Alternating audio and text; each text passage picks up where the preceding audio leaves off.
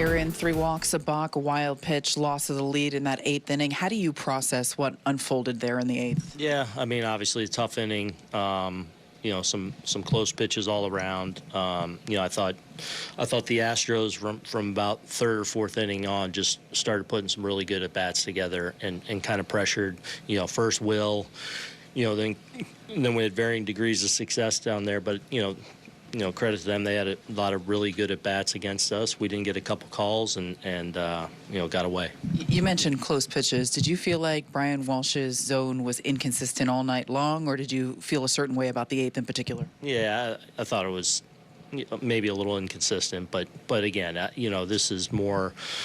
We had a lead, a couple chances to add on, and I thought the Astros put some really good at bats together. As far as they were really squaring some pitches up against us the second half of the game, especially to get back in the game and ultimately have some big at bats that outlasted us. What were you seeing from Williams in that 8th inning? Yeah, I thought he was throwing the ball well. I thought, real competitive at bats, each one of them, even the walks, obviously. A lot of close pitches. They got the best of us tonight. Aaron, what was the thought process there? You used Weaver in the 7th inning, then Williams in the 8th. Just kind of walk us through why you decided to go that direction. You got Weave for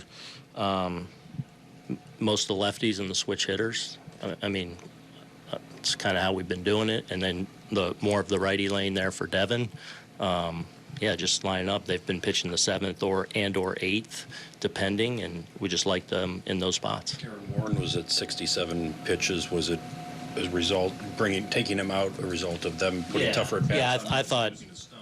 Yeah, I just thought there were about 8 hitters in a row there where they were pressuring pretty good and squaring the ball up. So I just felt like I was going to go batter to batter with them there in the 6th, and then they jumped that first hanger, and I just felt like it was time.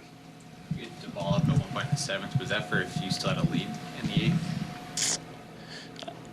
No, that was if it got really long and we got to a right-handed hitter in a big spot later where if it got really long on Weave. In light of Bellinger's 3-run homer, is it extra frustrating to give up runs on a balk and a wild pitch there in the 8th? Yeah, I mean that's we gotta obviously be tighter there. It's amazing how much I ask for that ball call and never get it. Screaming from the pretty. I think I haven't gone back and watched it. I was kind of coming up from when I got tossed, so seeing it look like just having a little trouble hearing and then trying to go quick. So yeah, I mean, you obviously tough way to lose a game and to lose a close lead there like that. Aaron, in that 6th inning, tough play for Stanton in the outfield there. How do you kind of gauge, you had the lead at that point, when you keep him in and when you go another direction?